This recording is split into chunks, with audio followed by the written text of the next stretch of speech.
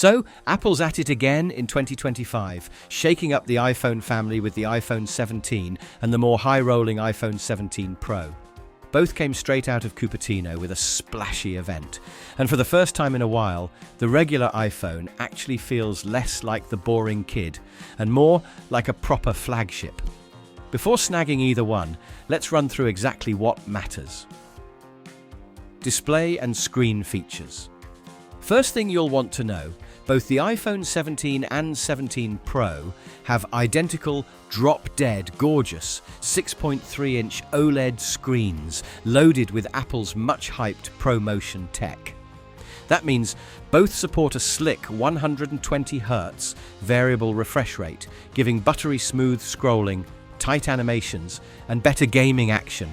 This was always locked behind the Pro paywall until now. And get this, peak outdoor brightness is a wild 3000 nits, so no more squinting at the park. HDR content maxes at 1600 nits, and regular brightness is 1000 nits. The bezels are even thinner, so the phone feels compact, but the screen's huge. Build durability. If you constantly worry about dings and scratches, chill out, Apple's got you. The new ceramic shield, 2 glass, covers the front, and it's 3 times tougher than last year's model. It laughs off keys, coins, and probably all those mystery marks that just show up overnight. The Pro, though, takes it further, with a sturdier unibody made from aerospace-grade aluminum and a special contrasting Apple ceramic plate on the back for extra flair and protection. Performance and cooling. Alright, let's talk muscle performance. The iPhone 17 flexes with Apple's new A19 chip built on 3rd Gen 3nm tech. And it's a beast for AI stuff, day-to-day speed and battery efficiency. The Pro model slaps in the A19 Pro, equipped with a speedier GPU and, for the first time in any iPhone, a vapor chamber cooling system. So if you're that person running graphics-heavy games, mixing videos, or AI image gen, the Pro will stay cool and lag-free, while regular 17 is no slouch for pretty much anything else. Bottom line, Pro's extra headroom is great for creators and hardcore users, but for a ton of people, the regular 17 is powerful enough. Storage and RAM.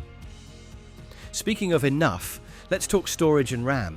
Storage starts at 256 gigabytes, finally no more 128 gigabytes base model drama on both, with the 17 topping out at 512 GB and the Pro ramping all the way to a terabyte.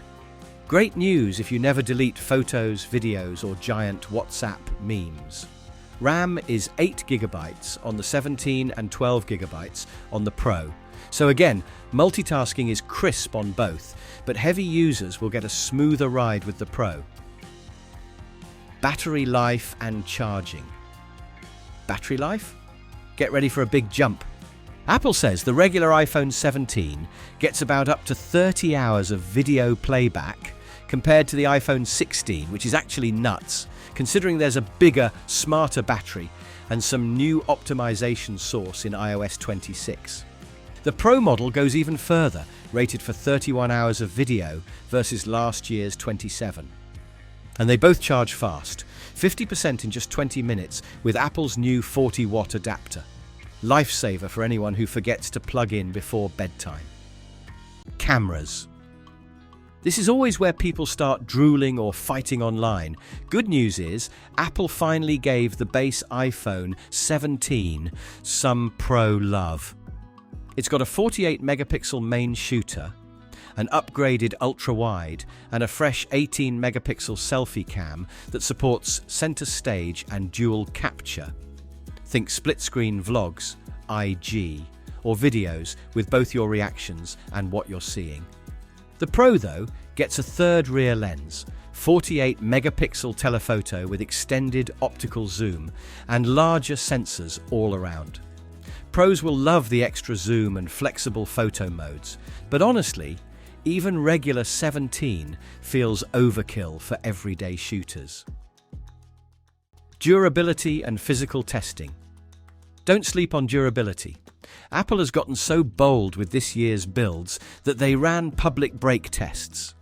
The iPhone 17 reportedly took on 175 pounds of pressure in a demo and bounced back to shape. No cracks or snaps, just a slight bend and a full recovery after. The Pro's ceramic shield, 2 and extended frame mean drops and scratches are even less of a worry, though please don't start drop testing for TikTok clout. SIM and connectivity. Another win this year. Both models ditched traditional SIM trays in more regions and are now eSIM only.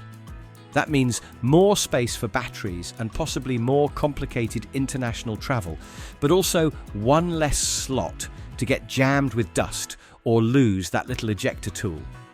Plan ahead if you travel a lot with multiple SIMs. Colors and design aesthetics.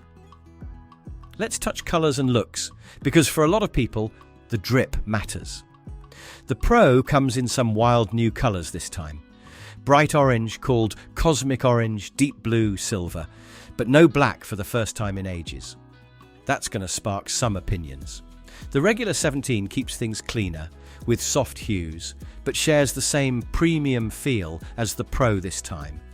The camera plateau, Apple's word, not mine, still takes up a big section on the back, but is way more integrated into the frame, making both phones look super modern. Camera software and iOS 26 features. Camera prowess isn't just megapixels and sensors, it's software too. Both the iPhone 17 and Pro run on iOS 26, which introduces smarter photographic styles and a new bright mode for pics in harsh lighting. The Pro gets a few exclusive modes for long exposure work. That said, both benefit from AI-powered magic and those improved neural engines on the chips, so auto enhance and live editing are next level across the lineup. Pricing. Now, just because these phones sound incredible doesn't mean they're all for everyone. Let's talk prices. The iPhone 17 starts at $799, which is expensive, but not devastating given the upgrades. The Pro, though, kicks off at $1,099 and can soar with extra storage.